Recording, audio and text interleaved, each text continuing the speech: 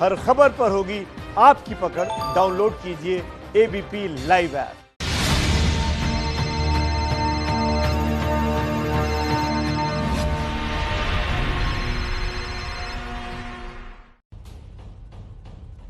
नमस्कार, मैं अनुराग मुस्कान घंटी बजाओ शो में आपका स्वागत करता हूं। आज आपको प्यास के लिए जनता को तड़पाने वाली टू मच ब्यूरोक्रेसी की घंटी बजानी है। टू मच ब्यूरोक्रेसी यानी हद से ज्यादा सरकारी लाल फीताशाही, सरकारी नीतियों की वो कछुआ चाल जो आम इंसान और सरहद पर जवान दोनों को प्यास के लिए परेशान कर रही है। योजनाओं को लटकाने वाली वो टू मच ब्यूरोक्रेसी जिसमें एक विभाग से दूसरे विभाग के बीच फाइलों को ऐसे लटकाया गया जिससे पानी देने की जो योजना 3 साल पहले 600 करोड़ में बन जानी थी, वो अब 900 करोड़ लागत लग जाने के बाद भी अधूरी है। टू मच ब्यूरोक्रेसी से देशवासियों को होने वाले नुकसान को समझाती ये रिपोर्ट संवाददाता मनीष शर्मा लेकर आए हैं। हमारी मांग है कि जनता से जुड़ी योजनाओं को समय पर पूरा करने की जवाबदेही तय होनी चाहिए। सहमत हैं तो 8422840000 पर जोरदार घंटी बजाओ।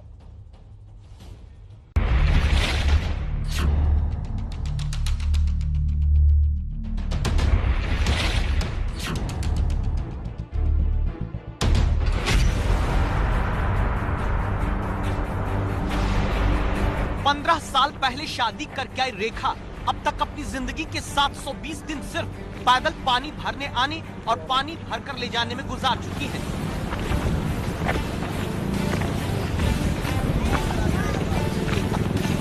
क्योंकि टू मच ब्यूरोक्रेसी है।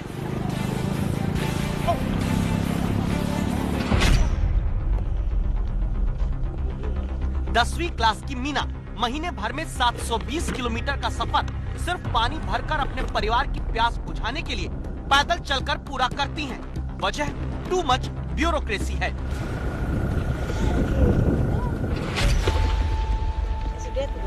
दस साल की खुशी के पैरों में खुशियों की चमक फीकी होती जा रही है, क्योंकि एक महीने में 108 घंटे तो गुड्डे गुड़िया से खेलने में नहीं बल्कि पानी भरकर आने और जाने में गुजर जाते हैं, क्योंकि टू मच ब्यूरोक्रेसी है। सरकारी योजनाओं की कछुआ चाल ने सिर पर गगरी भरकर पानी लाने की जिम्मेदारी 6 साल की उम्र में ही सोनू के सिर लाद दी, क्योंकि टू मच ब्यूरोक्रेसी है। ऊंट ऊंचा, ऊंट की पीठ ऊंची, ऊंची पूंछ ऊंट की, टंग ट्विस्टर है, लेकिन ऊंट के साथ आकर रोज 3 घंटे पानी भरने में बिताना, पानी भरकर ले जाना टू मच ब्यूरोक्रेसी का नतीजा है।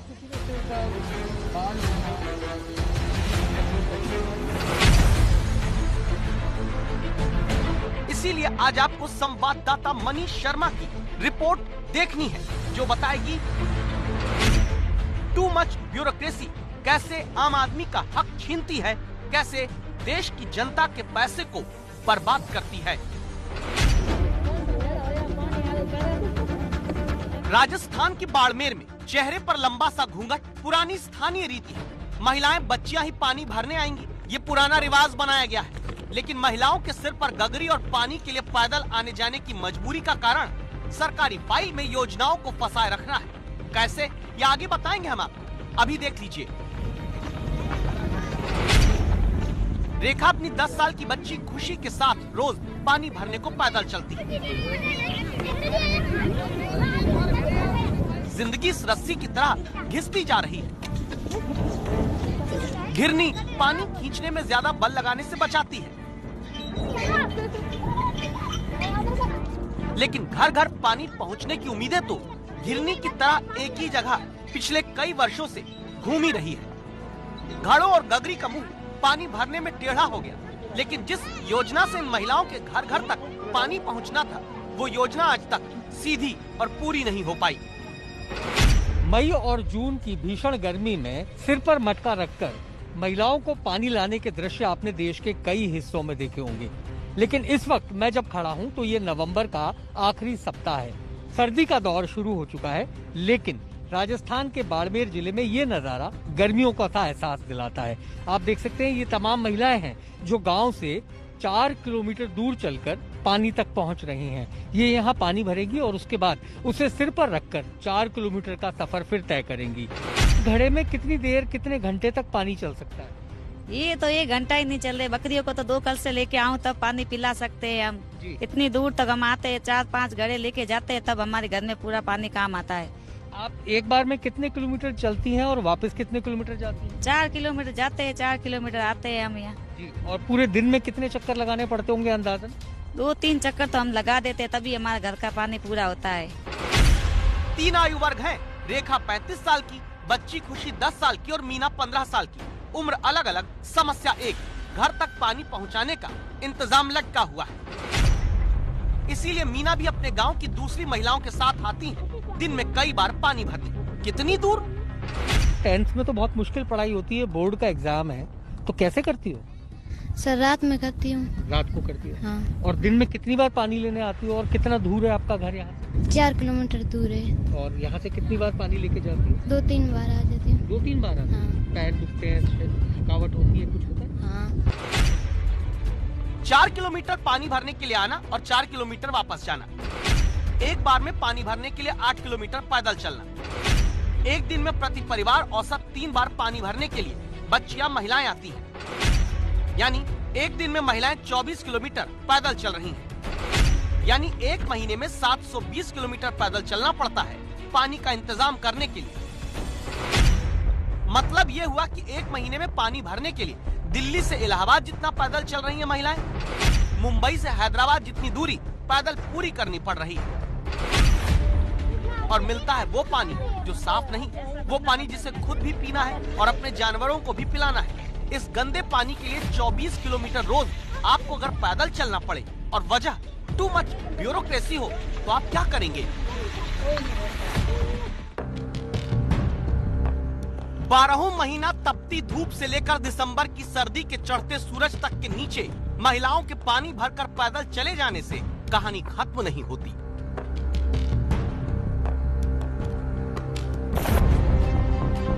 अगला किरदार आता है चिन्ना और रज्जाक का।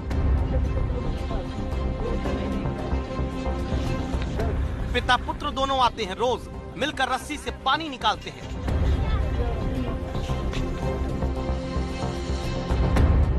उस पानी को फिर ऊंट गाड़ी पर रखी टंकी में भरते हैं।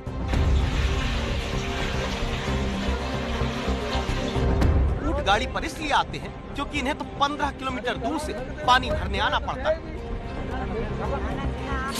कितने दिन चल जाएगा? आधा दिन। आधा दिन? हाँ, 2 ले जाए, एक दिन में 2 टंकी लेके जाते। तो ये बताएं, इतना सारा पानी जब आप कह रहे हो 30 घड़े हैं तो कहाँ खर्च होता है? ऊँट, बकरिए, गाय और पिलाते उसको। खुद को भी पीने के लिए? हाँ, खुद को भी पीने के लिए। बाड़मेर के रामसर और शिव इलाके के 201 गांवों में 2 लाख से ज्यादा आबादी को पीने के पानी का इंतजाम करने में अपनी जिंदगी का अहम वक्त बर्बाद करना पड़ रहा है। टू मच ब्यूरोक्रेसी के कारण उन कुओं के सहारे रहना पड़ता है जिनका न पानी साफ है न पानी पर्याप्त है। पिछले कई दशकों से बाड़मेर के सीमावर्ती गांवों में पानी की समस्या सबसे बड़ी समस्या है और इस समस्या का हल है लाइफलाइन बनी हुई ये बेरियां। आप देख सकते हैं मेरे पीछे ये बेरियां यानी पाताल तोड़ कुएं। इन कुओं में पानी बरसातों का पानी भरता चला जाता है और गांव के लोग इन्हीं बेरियों से निकलने वाले पानी के जरिए अपना जीवन यापन करते हैं। ये बेरियां सूखती हैं, बंद हो जाती हैं, उसके बाद फिर कोई और पाताल तोड़ कुआं गांव वालों के लिए मददगार होता है। लोग अपने घरों से कई किलोमीटर चलकर ऊंट गाड़ी पर या सिर पर मटके रखकर यहाँ तक पहुँचते हैं।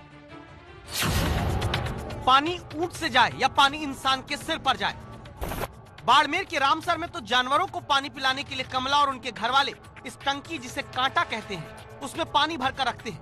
इस खारे पानी के लिए कीमत चुकानी पड़ती है गरीबों को। वो अपने खारो पानी लाऊं, हाँ टैंकर मंगाऊं, 1000 रुपया टैंकर ले, जन मत ही खड़े लाऊं, हाँ टैंकर में मंगाऊं। तो एक बात आओ, टैंकर कितने दिन चल जाता है? 10 दिन।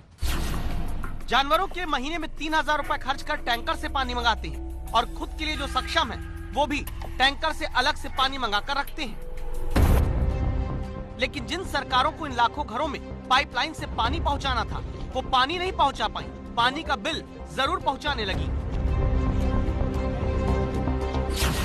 एक कोरोना काल होने के कारण सरकार जहाँ कहती है बार बार हाथ धो साबुन से, हमारे गांव की स्थिति है यहाँ पानी पीने को नहीं है।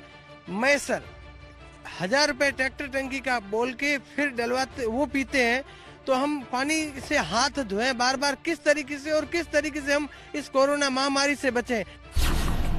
तो सवाल उठता है कि 2 लाख लोगों को पानी के लिए तरसाने को टू मच ब्यूरोक्रेसी कैसे जिम्मेदार है। इसे जानने के लिए इस बोर्ड को देखिए। 205 गांवों में रोज 280 लाख लीटर साफ पानी पहुंचाने वाली ये वो सरकारी योजना का बोर्ड है जिसकी रफ्तार कछुए से भी ज्यादा धीमी है। पानी देने वाली योजना की शुरुआत की तारीख देख लीजिए, 11 अक्टूबर 2013।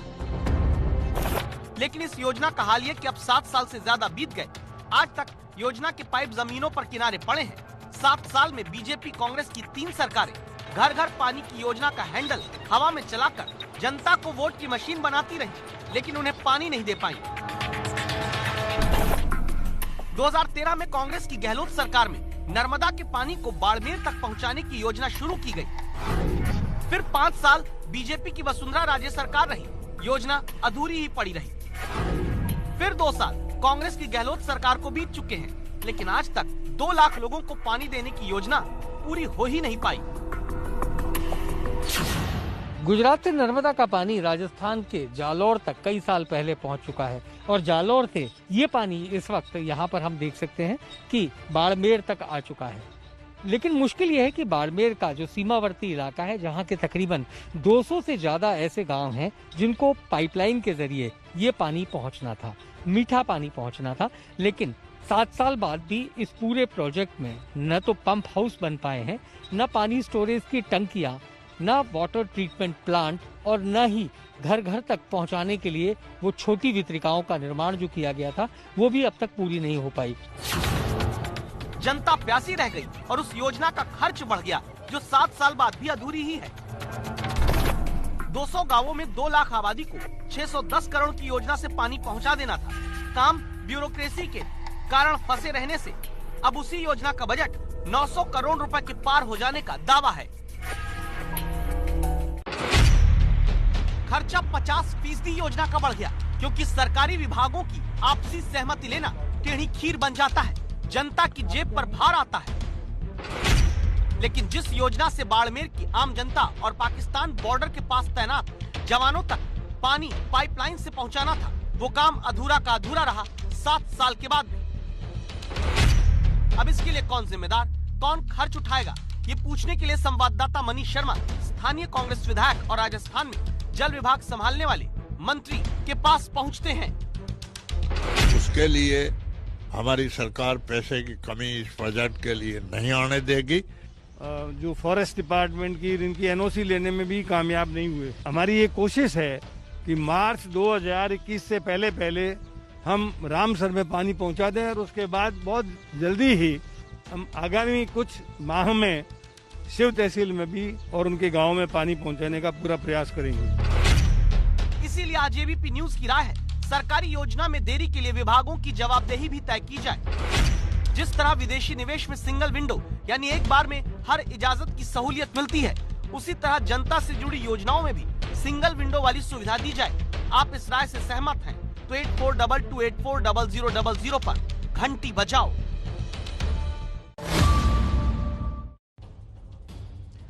ये जो आपने अभी स्टोरी देखी, इस पर तो घंटी बजाइए, और अब आपको घंटी बजानी है बदलते हुए जम्मू कश्मीर के समर्थन में भी, ताकि इस घंटी की आवाज गोलियां बरसाकर जम्मू कश्मीर में बदलाव को रोकने वाला अरमान पाले पड़ोसी मुल्क पाकिस्तान तक पहुंचे। पुंछ और मानकोट में सीज फायर पाकिस्तान ने जरूर तोड़ा, मगर घाटी के लोगों का हौसला नहीं तोड़ पाया। सबूत है पाकिस्तान की गोली का वोट से जवाब देते जम्मू कश्मीर की ये तस्वीर। सीमा पर पाकिस्तान फायरिंग करता रहा और जिला विकास परिषद चुनाव में लोग नए कश्मीर के निर्माण के लिए बढ़ चढ़कर वोट डालने मतदान केंद्रों पर पहुंचते रहे।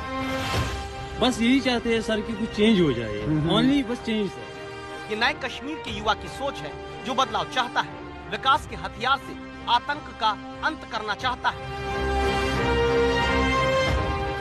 क्योंकि 70 साल बाद घाटी के दामन पर लगे आतंक के बदनुमा दाग को मतदान का अधिकार देने वाली नीली स्याही से मिटाने का समय आया।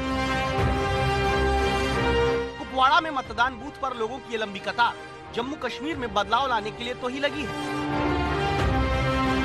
सोपोर में मतदान केंद्रों पर वोट डालने के अधिकार के इस्तेमाल के लिए अपनी बारी का इंतजार करती ये महिलाएं भी तो आतंक, हिंसा और पिछड़ेपन वाले जम्मू कश्मीर को अब बदलना चाहती हैं। दशकों तक हिंसा की आग में जलती घाटी को देखते आए ये बुजुर्ग मतदाता भी अब घाटी में अमन चैन के लिए वोट डालने पहुंचे हैं। लोकतंत्र की नींव पर नए जम्मू कश्मीर के निर्माण की ओर बढ़ते ये कदम अब कहां रुकने वाले हैं? मतदाताओं का ये उत्साह जिला विकास परिषद के 5वें चरण के चुनाव में आप देख रहे हैं। 5वें चरण में जम्मू कश्मीर में 37 सीटों पर मतदान कर 299 उम्मीदवारों के भाग्य का फैसला वोटर्स कर रहे हैं। 37 में से 20 सीटें जम्मू डिवीजन और 17 सीटें कश्मीर की हैं। अनुच्छेद 370 हटने के बाद हुए इस पहले चुनाव से जम्मू कश्मीर का सुनहरा भविष्य तय करने निकले मतदाताओं का जोश चरण दर चरण बढ़ता जा रहा है। ये जिला विकास परिषद के 3रे चरण के चुनाव के दौरान की वो तस्वीरें हैं जो 4 दिसंबर की रिपोर्ट में हमने आपको दिखाई थी।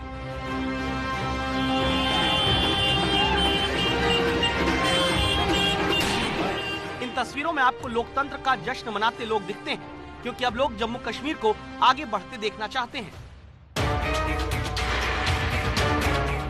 ताकि लंबे समय तक विकास की राह ताकती इमारतें खंडहर में न तब्दील हो, ताकि विकास का सपना अब कभी न टूटे।